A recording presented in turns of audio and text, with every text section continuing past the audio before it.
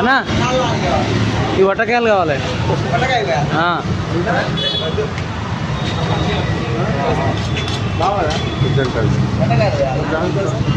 గుర్రాలు మా తాతయ్య గుర్రం ఎక్కుతున్నాంట నాన్న. నిజంగానే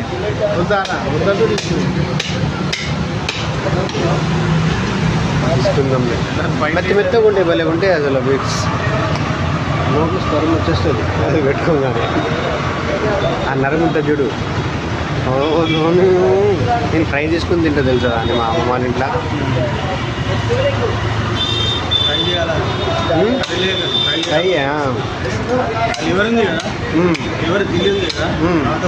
ఇవి రెండు అవుతుంది దాంట్లో. సో భయ అయితే ఎలాంటి తీసిండు మరి అన్ని చేపలు. 2 వట్టకాయలను అయితే 2 సైడ్లో సపరేట్ చేసిండు.